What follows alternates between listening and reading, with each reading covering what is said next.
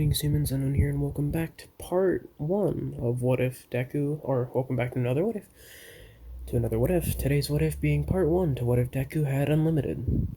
Like I said before, I'm sorry that these videos didn't get out on the 27th, even though they were supposed to. I had a lot of difficulty, but to make it up to you guys, I'm gonna upload part 0 and part 1 as a little bit of a lead-off. So, yeah, there's going to be a Discord link in the description. I recommend you guys go and, go into the Discord if you guys want to talk, if you guys want to recommend what ifs, you guys want to do any of that stuff free, or just go there. And yeah, make sure you like, subscribe if you like the content. If you if you like the content, subscribe if you want to see more, and make sure to hit the bell notification so you guys can know when I upload videos, because I upload randomly. And yeah, with that being said, let's get into the recap of last part, just in case you weren't watching this directly after part 0, which I don't know why you would, but oh well. In the last part, Midoriya had been born normally. Well, not normally, but Midoriya had been born, and actually, I don't need to recap that far back. I can just recap what happened, like, at the end. So at the end of the last part, we left off with Midoriya finishing off the sludge villain and sending him flying backwards with a large gust of wind coming from his lungs, and a random man, or random buff muscular man, appears outside, or appears jumping out of the sewer grate. And that's where we will be resuming this what if. Immediately, the mysterious man jumps out of the sewer grate, yelling, "I am here." But as soon as he does this, he sees a large mass of sludge, ironically the sludge he had been chasing, hurling at him. All Might, in a quick moment of thinking, sends a punch directly at the sludge villain, causing it to splatter everywhere. Midoriya sits there, dumbfounded, seeing as though he had just bore eyes on All Might. And All Might, being completely neutral to this, seeing as though he gets fanboys all the time, is completely normal, and just continues on his normal path, asking if Midoriya had done this. Midoriya nods, signifying that he had in fact done it, and All Might states that he shouldn't use his quirk in public, but since it was a self-defense case, it's fine. After a slight amount of time passes, Midoriya and All Might begin picking up the sludge villain, and All Might is picking up the sludge villain, annoyed that he has to scoop all of it up, and Midoriya goes to help, immediately picking up some of the sludge quite easily. But as soon as he does this, Midoriya looks down at his hand, realizing that he's doing this, and it slips through his fingers, almost as though it changed from solid to liquid. Not understanding why this happens, Midoriya tried again, but it just remains the normal sludgy substance that it was before. Midoriya, unable to be picking it up anymore, decides that he's going to do what All Might did, and scoops it into a second bottle. Some time passes, and Midoriya and All Might finish picking up all the sludge from the sludge villain and placing it in bottles. All Might thanks Midoriya for the help, and Midoriya states that it's no problem. But Midoriya states that he has to ask a question, but All Might unable to hear him, due to him only thinking about getting out of here. All Might readies himself and jumps off, but Midoriya, in a moment of quick thinking, latches on to All Might's leg. All Might feels heavier than he normally does, and upon looking down, at what could be weighing him down, All Might sees Midoriya hanging on. All Might is extremely distressed at this and notices that if Midoriya were to let go now, then Midoriya would likely fall and die, which All Might does not want. So All Might tells Midoriya to hold on tight and to make sure that he stays latched on. Midoriya keeps these words in mind and tightens his grip. Eventually, they land, and Midoriya lets go of All Might, in which All Might says what he did was reckless. Midoriya apologizes, but then immediately starts speaking up, saying that he had a question and couldn't leave it up to chance. But All Might is ready to jump off again. But before All Might jumps off, Midoriya yells out, "Can somebody quirkless be a hero?" Upon these words leaving Midoriya's mouth, All Might hesitates, and this quick moment of hesitation leads All Might to buffing down.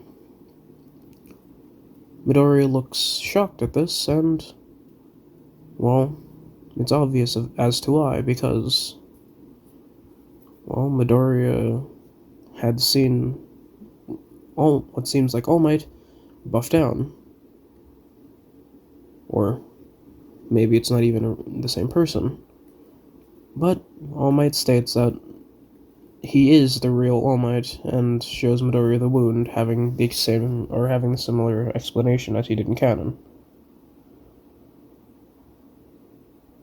Midoriya is fascinated by this and agrees to keep All Might's secret. But on the other hand, Midoriya has a question to ask. And depending on his answer, maybe even two questions. But Midoriya's first question is, can somebody who is quirkless become a hero? All Might thinks about this for a few seconds, and then he speaks up. No, I don't think someone who is quirkless can become a hero. The reason is because, well, they aren't going to fare well against someone with a quirk. It's really just not their time. It's really just not their place to be fighting in a society, or not their place to be a hero in a society that revolves so strongly around quirks. Midoriya is stunned to hear this, and, to be quite honest, is a little irritated, seeing as though the number one who he had looked up to for so long, is, well, like this. Midoriya then chimes up again, asking a second question. Okay then, what about someone like me? Would I be able to become a hero? All Might ask what Midoriya's quirk is, and that's when Midoriya decides to show off his explosions. All Might, being intrigued by the explosions, immediately springs up and states of course he can be a hero. That quirk could be extremely useful in a lot of combative opportunities. Upon hearing this, Midoriya scoffs and chuckles to himself a little bit. Huh.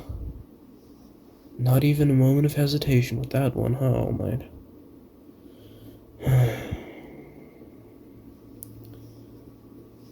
All Might ask what Midoriya means by this, but Midoriya brushes it off, stating that it doesn't mean anything.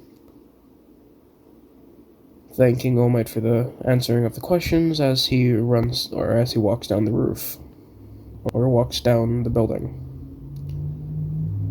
Midoriya, irritated about how All Might, even All Might, the number one, the person at the top,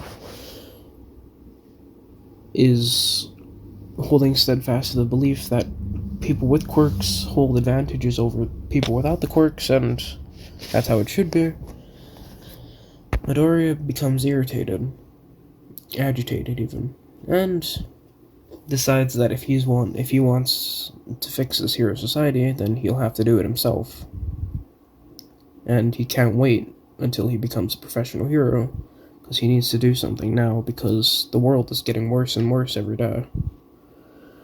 So, with this moment of thinking, Midoriya goes over to the store and buys a face covering, immediately pulling out a hoodie that he had in his bag and puts it on, and puts both on. Midori sliding the face covering down below his face, letting it rest on his neck like a scarf, and throws the hoodie over, uh, leaving the hood down. Midoriya does this, and he walks around until he hears an explosion. But upon hearing the explosion, Midoriya knows that this can't be good, so he decides to walk over. But by the time he gets there, there's already a large amount of people there. And when Midoriya looks out, he sees that it's the sludge villain, the villain that he and All Might have picked up. Midoriya questions why the sludge villain is here, but that's immediately when he remembers. When All Might jumped off, that must have been when he dropped it. And if All Might dropped it when he jumped off, that means that Midoriya was at fault because, well, Midoriya had grabbed onto All Might, which probably made the bottle fall. Midoriya is upset at himself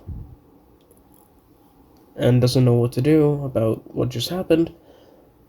But that's when he hears from another civilian watching that the sludge villain has a hostage. Midoriya then looks up and sees that it's his bully from school, Katsuki Bakugo. Midoriya is extremely irritated that nothing is being done right now, no heroes are being called. Even though it is his bully, he still thinks that no one should be in that kind of situation. And while Midoriya does feel that it's a slight amount of vengeance, or not a slight amount of vengeance, but a slight amount of karma, Midoriya still doesn't like seeing people like that. Seeing somewhat decent people suffer, because at least Bakugo still tried to become a hero. Though his morals weren't the best or justified, and his actions definitely weren't good, he was still trying to be a hero.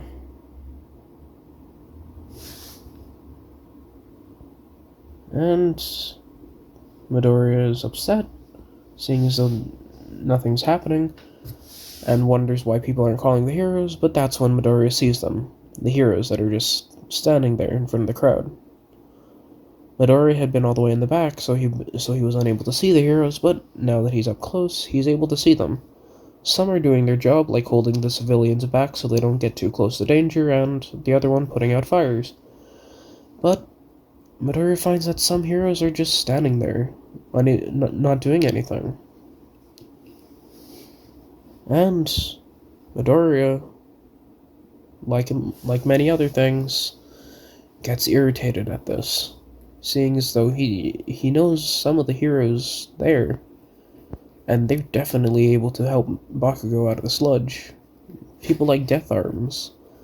Death Arms would definitely be able to grab Bakugo out of the sludge and yank him out, and then throw him to the rest of the crowd and try and deal with the sludge villain afterwards. But no, that's not happening. They're all just sitting around. Albeit they looked a little panicked, but still, they aren't doing anything. Midoriya shakes his head, extremely upset at this, and that's when Midoriya goes around to the back end of the area, finding a little opening that allows Midoriya to crawl through. Or not crawl through, but slide through. Shimmy through. I don't know. That allows Midoriya to get through, albeit somewhat difficultly. And upon this happening, Midoriya notices that the sludge villain isn't looking behind him. In fact, no one's looking behind the sludge villain. So Midoriya takes his opportunity to grab his mask and pull it over his face, pull his hoodie up, and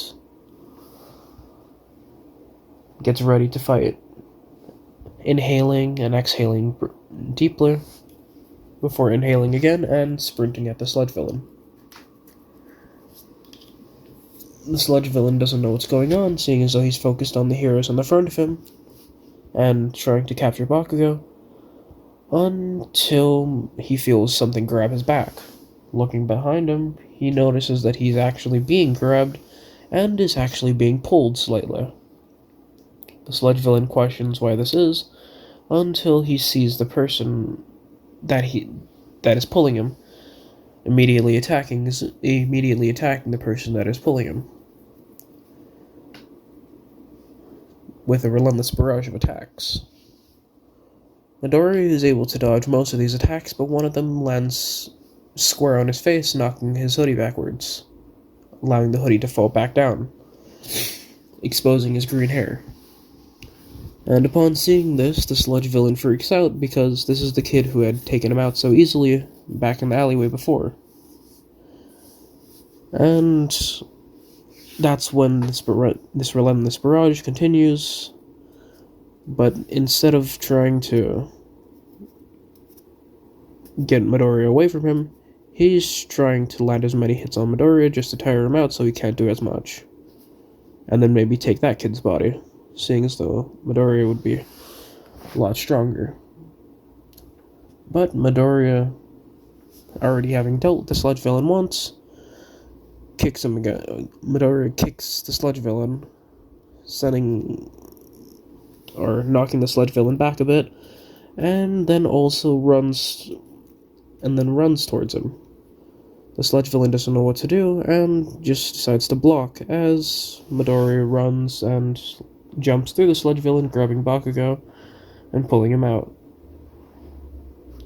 Midoriya then throws Bakugo to the crowd, using his immense physical strength, and turns around towards the sludge villain, flipping his hoodie back up.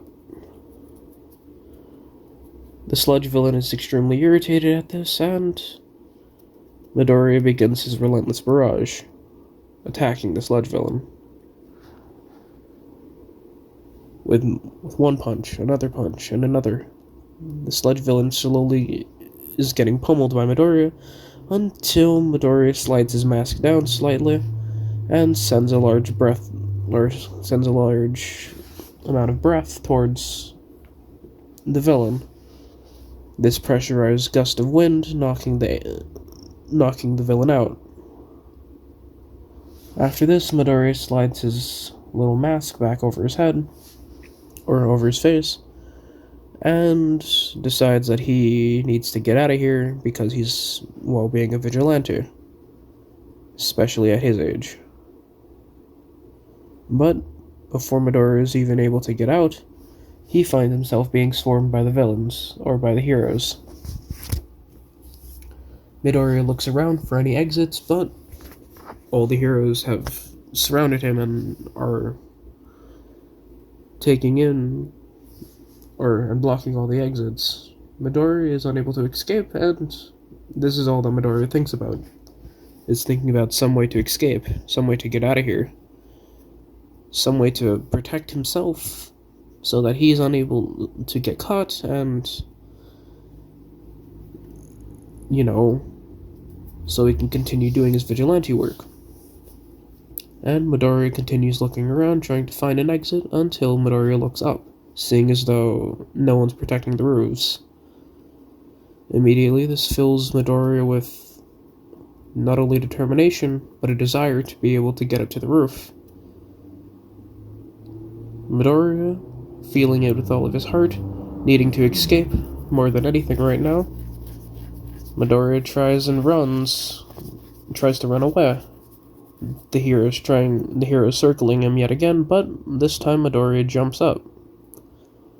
An extreme amount of wind pressure is left beneath Midoriya as he's jumping, and he jumps all the way to the top of the building. Midoriya, not taking any time to stop now, begins running at blinding speeds, jumping between the rooftops. The heroes are unable to catch him, and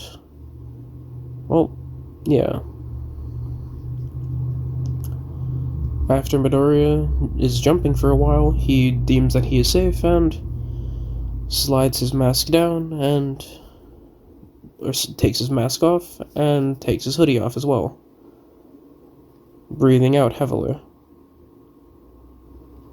Midoriya puts them back in his bag and he walks back to the orphanage. Still a little shaky from what had happened.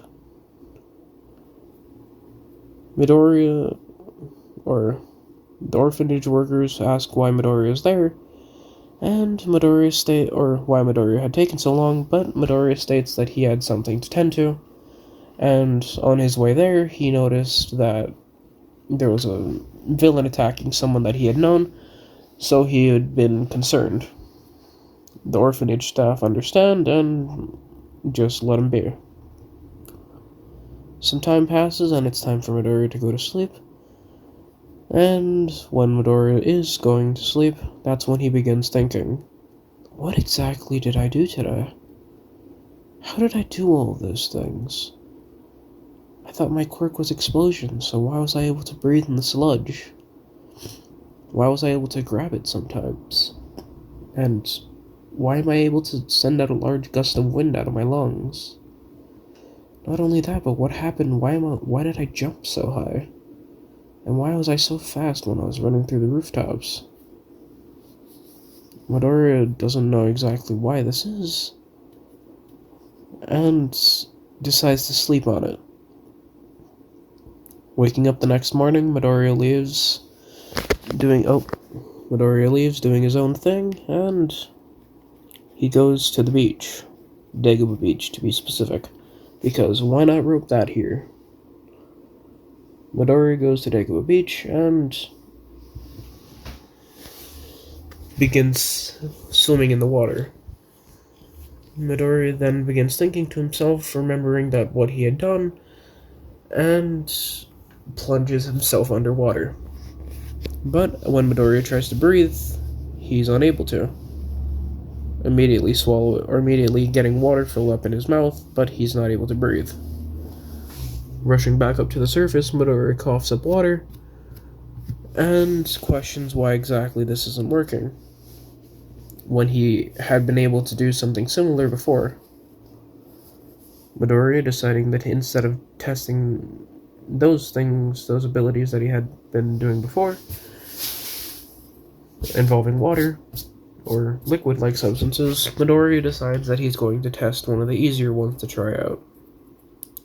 Immediately standing back up at where the actual sand part on the beach was, and tries to send out a large shock, or a large pressurized burst of wind, but nothing happens. Midoriya tries again, and nothing happens. Midoriya tries again and again and again, but still nothing's happening. The only thing that's happening is Midoriya getting out of breath. Midoriya slightly becomes irritated at this, and he feels the same way that he did when he was first trying out the explosions. Midoriya is determined and feels an extreme desire to prove it to himself, just like how he had with the explosions, that he can in fact do this. And with those feelings and those thoughts clouding his mind, Midoriya then breathes out with an extreme huff, and that's when a large amount of debris from the area that he was standing in front of disappears, getting flown back a few feet. Midoriya is surprised by this, and Midoriya tries again, still feeling determined and full of the desire of wanting to do this, and it happens again. Each time, Midoriya finding it to be easier and easier, until Midoriya nearly masters this skill. But this entire process takes about the whole day. Midoriya goes back to the orphanage and wakes up and tries again the next day with a different quirk. This time being the grabbing of the water, or the grabbing of the liquid.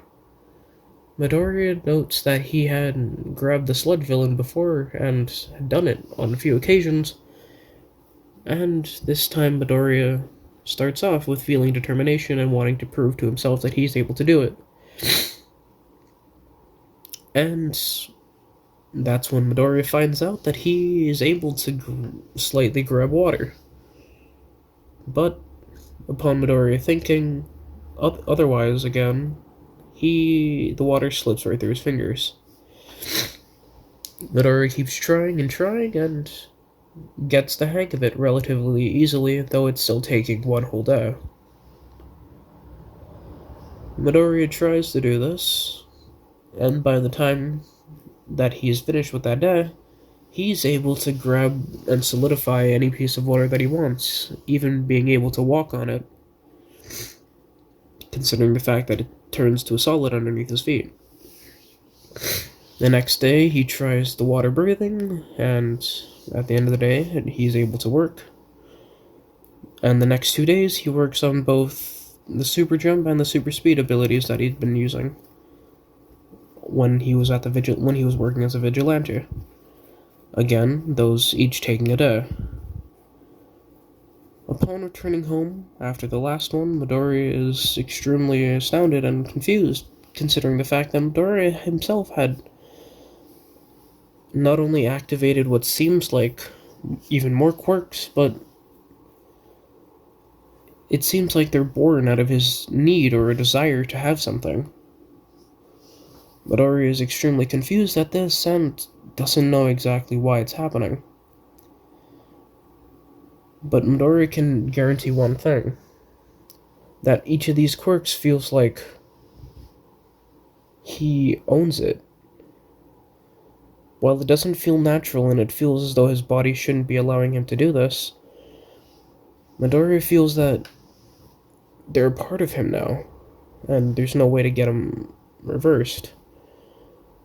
Midoriya feels that despite these quirks feeling off, like his body shouldn't have them, and that he shouldn't have them, it feels as though he had these quirks since birth, because, well, he's adapted to them so easily. Or I wouldn't say easily, but so quickly.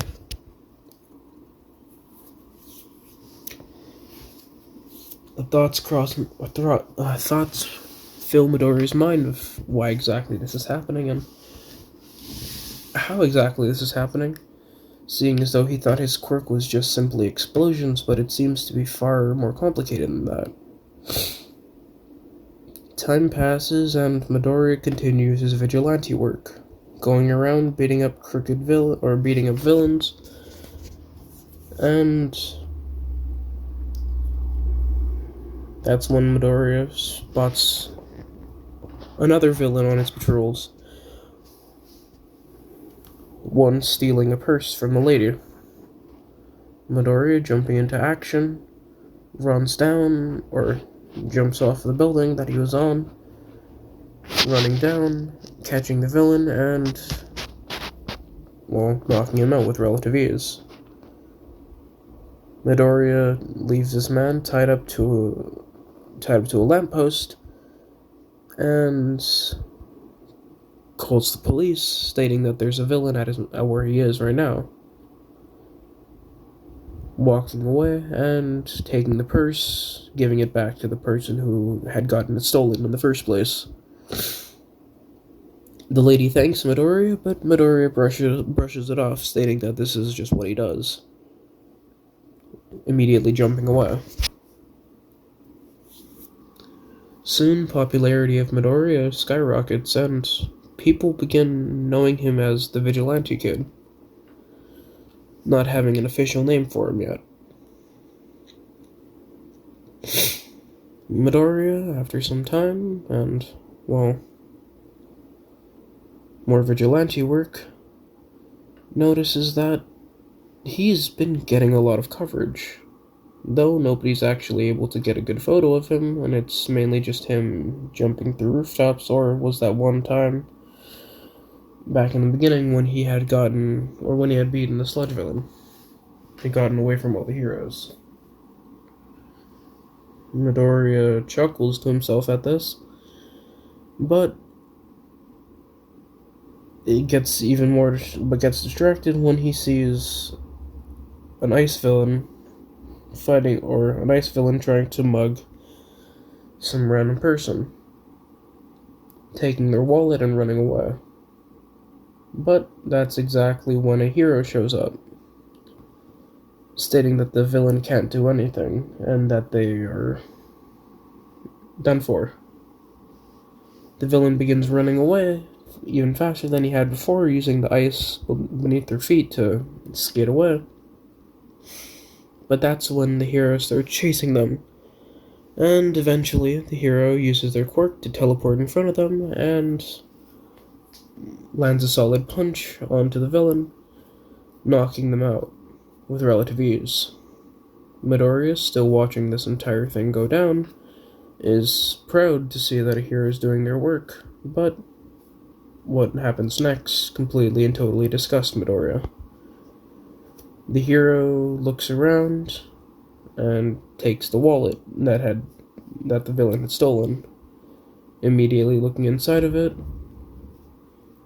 immediately looking inside of it, the hero stuffs it in his pocket and begins walking in the opposite direction that the person who owns the wallet was. Midoriya is extremely confused at this and lets them go for a few seconds, seeing if they're going to readjust themselves, but no, they don't. Midoriya is extremely upset at this, seeing as though Hiro had just essentially stolen from a civilian. Oh, Jesus. Midoriya is extremely mad at this, seeing as though a hero had just stolen from a civilian, and Midoriya decides that he needs to teach this hero a lesson. And that's when Midoriya jumps down, tailing this hero, seeing where he goes. But Midoriya, also in the back of his brain, thinks that since this hero has a teleportation quirk, he's going to need to be able to keep track of him. And Midoriya knows this and begins thinking about this, needing to be able to track this hero. This thought fills Midoriya's brain, and his determination and desire to be able to track this hero swells up inside of him. Eventually, Midoriya sees that this hero has something similar to an outline surrounding him. Midoriya is extremely ecstatic about this, seeing as though he kind of just wished that he had this kind of ability, and it happened. Midoriya then shakes off the weird feeling of his body not supposed to having this ability, but it still does. And that's when Midoriya begins his confrontation about the hero, immediately telling the hero that what he did was wrong. The hero questions what Midoriya means and states that all he did was beat up a villain. And that's when Midoriya shakes his head, clicking his tongue lightly. You know what I'm talking about, hero. Stealing the wallet? Come on, give it back to the rightful person. The hero then scoffs at Midoriya, asking if he knows who he's talking to. And Midoriya responds that he does. And he doesn't care. The hero then speaks up. You realize you're talking to a hero, right? You know, I can do many things according to the law. I can use my quirk out in public if I deem it necessary. So tell me, what exactly do you think you can do, huh? You're no hero. Midoriya chuckles to himself a bit, and then begins laughing out loud. Well, you're right about that, hero. I'm not a hero. Or you're right about that one. I'm not a hero, but neither are you. In fact, I'd struggle to be calling you a human. The hero then looks at Midoriya, rage in his eyes, and That's when Midoriya chuckles to himself a little bit more, throwing a punch at the hero. This punch being far too fast, the hero is only able to barely dodge it. But by the time that the hero fully dodges, Midoriya is already sending a second punch, which connects to the hero's face. The hero goes rolling backwards, bumping into a building behind him, and that's when he looks up at Midoriya, finally seeing Midoriya's covered up face in his hoodie, realizing that he's dealing with the vigilante that everyone's been talking about recently. This hero, scared, gets up, trying to throw another punch at Midoriya, but Midoriya dodges it easily and punches the hero in the gut, leaving the hero with a broken nose. The hero, now fearful about the beating he's about to receive, immediately begins using his quirk. But Midoriya jumps up onto the top of a building, surveying where the hero is going, noticing a pattern. The hero is only able to go about 50 feet with his quirk, seeing as though that's the max that he's been going so far, and Midoriya is just jumping past buildings and buildings, using the rooftops as jumping points.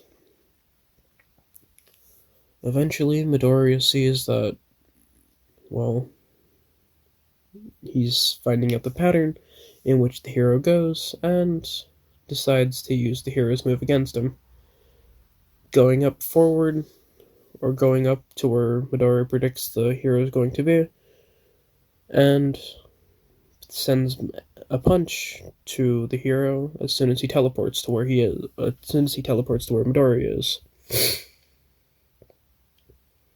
The hero is extremely shocked by this, and before he's able to teleport again, Midoriya uses his speed and blitzes over to the hero, immediately grabbing the hero's neck. The hero is going to go and teleport, but knows that since this kid is touching him, he's going to be teleported with him, so it doesn't really matter anyway, trying to shake Midoriya off. But Midoriya, getting irritated at this, lifts the hero up, throws him up into the air, and immediately punches him in the gut as he's falling.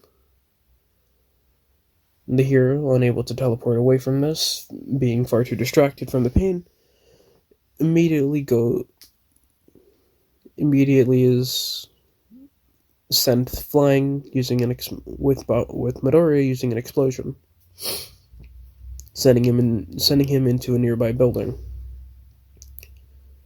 Midoriya then walks over to the hero, who had left a slight indentation on the building, and peels him out of it. Midoriya begins to speak to the hero, disgusted, immediately spitting to the side of where the hero is. Don't call yourself a hero. You just stole some person's money, immediately after beating up a villain who had stolen it first. Don't you think that's not the right thing to do? And if you think that's honestly okay, then you're far closer to a villain than you are a hero.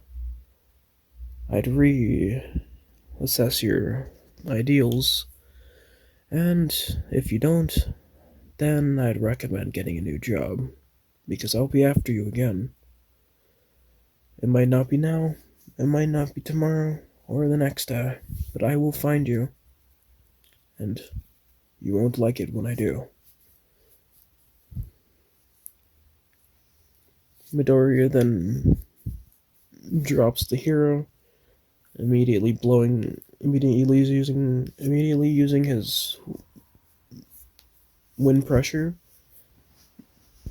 to hit the hero further into the ground, knocking him out. Midoriya takes the wallet that the hero and the other villain had stolen and begins running to where the person who had their wallet stolen originally was. Midoriya tracking them, using his quirk. or his newly found ability. After a little while of running, Midoriya finally gets to them and hands their wallet back. This person thanks Midoriya and questions what exactly happened to the hero, in which Midoriya rubs his neck lightly, chuckling to himself, stating that, well, the hero well, I don't know what happened to that hero. I just found the wallet here and I saw your ID, so went to go and look for you.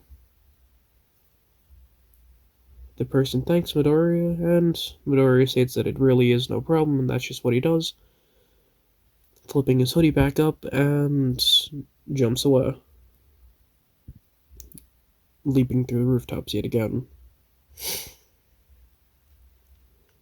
Some more time passes and Midoriya becomes a well-known vigilante to the point where heroes have begun hunting him down because he's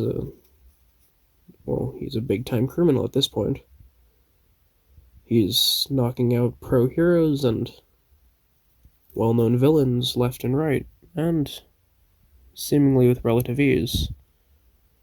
Over the time of his vigilante work, Midori had gained super strength because of, well, not only using his natural strength, which in terms of training is kind of already in superhuman levels, but Midoriya used his quirk again, and it had activated developing super strength when he was fighting up against one of the stronger villains that he'd been facing, needing something to counteract them. After some time of, well, this vigilante work, Midoriya is doing a patrol, and that's when he sees a villain confronting and scaring a group of kids. They look like middle schoolers around Midoriya's age. Midoriya is obviously kind of upset at this, seeing as though a villain is attacking, or at least causing mischief and trouble, in broad daylight. Midoriya goes to the villain, putting himself between the villain and the two random people, or the two students, and Midoriya begins asking, so, what exactly did you want to ask these people, huh? Midoriya, having his vigilante outfit on, questions, or ask this question. The large mysterious man immediately speaks up again. I was asking if they knew where a certain hero agency around here was. Now, do you know the answer? Midoriya, in a quick moment of thinking, assessing that this guy is bad news, tells this random person that they're in some random direction, which Midoriya knows since he had been patrolling in this town for quite a while. Midoriya knows that that's just a random open area with barely any people around it, planning to fight the villain there after some short time, instead of fighting him here, which would cause lots of trouble. The random mysterious villain thanks Midoriya, and he walks off, walking to where Midoriya had led him. Midoriya sighs, not being able to have taken the villain out right then and there, but that's when the two girls behind him begin crying, thanking Midoriya, him stating that it was really nothing, and goes to jump off to follow the villain. But that's exactly when another person chimes in, tapping Midoriya on the back, or tapping Midoriya on the shoulder, immediately stating that she is thankful for what Midoriya had done.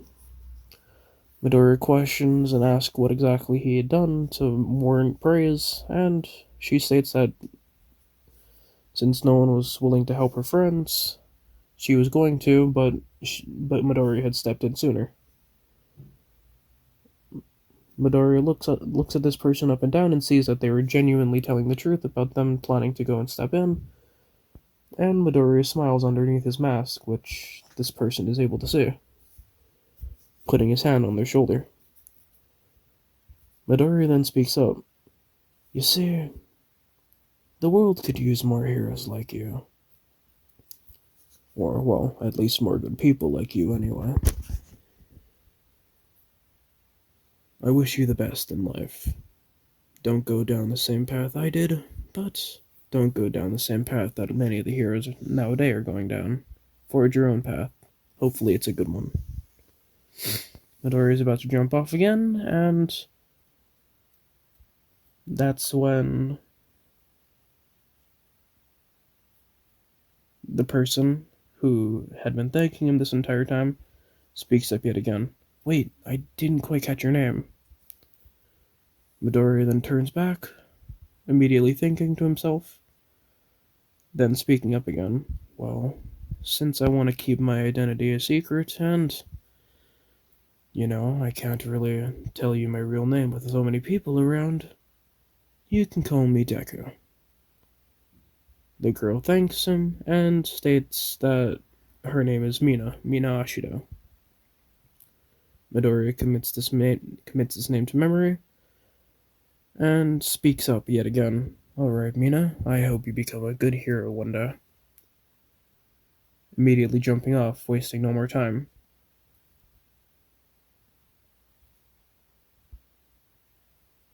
In which Midoriya gets there at just about the right moment when the big villain arrives at the area that Midoriya had previously mentioned.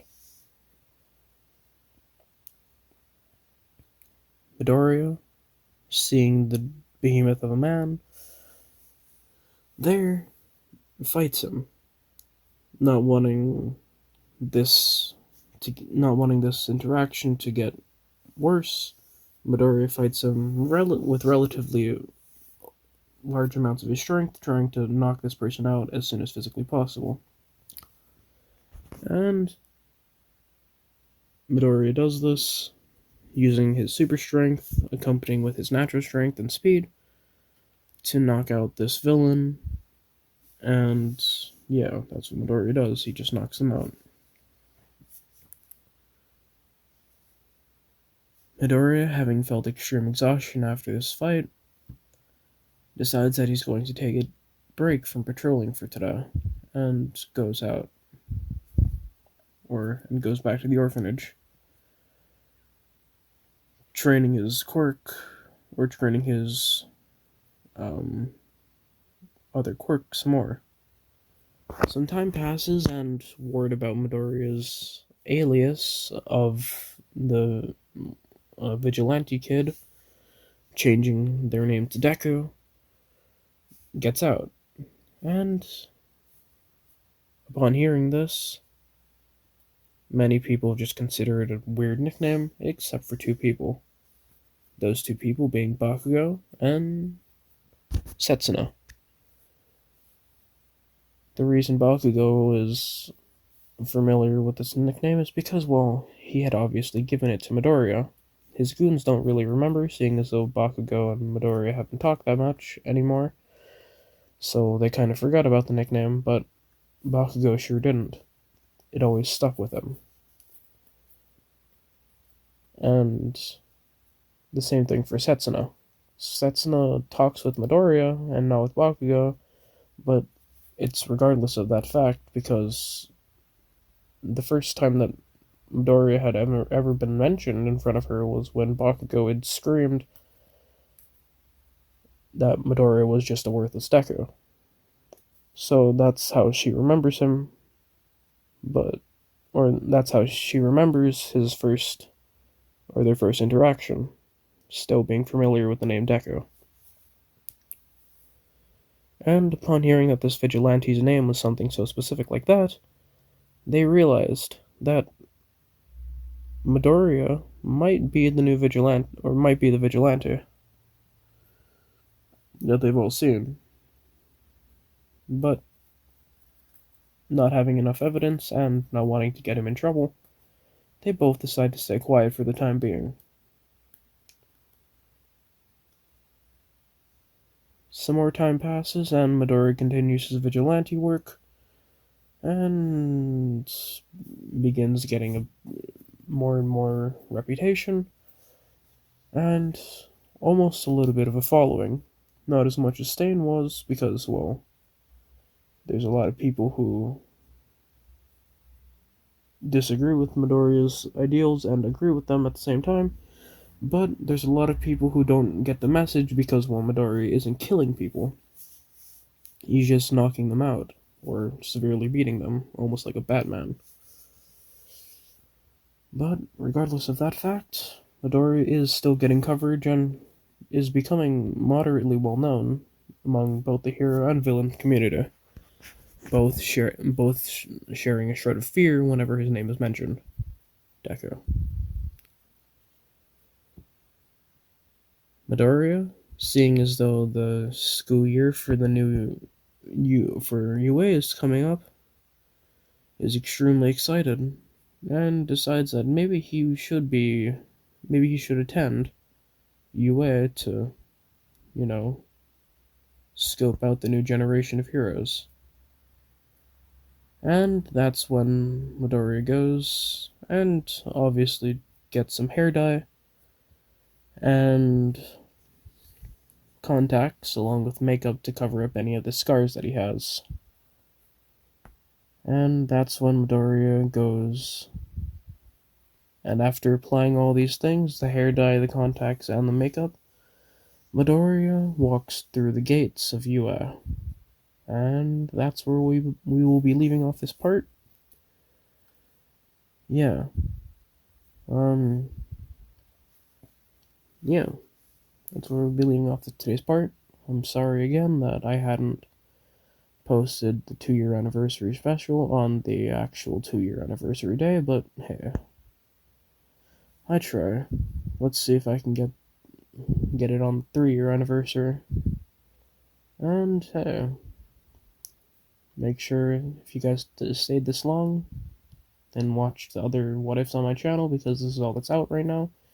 Unless you're watching this after when there's the 3rd part or when there's more parts, but yeah, I would recommend go watching other parts if if you're not watching this immediately after, or if you're watching this after I uploaded more parts of this what if, or maybe even watching other what ifs that I have, one being an adaptation quirk and the other one being a Sage of the Six Paths quirk, both relating to Deku. I might expand my horizons to do maybe like Naruto what ifs, like what if Naruto had certain abilities. But yeah, that's about it. Make sure you guys join the Discord if you want to. The whole thing. Like, subscribe if you like the content, yada yada. And, well, with that being said, thanks for the 2 years. It's been crazy. I hope we can go for even longer. And see ya.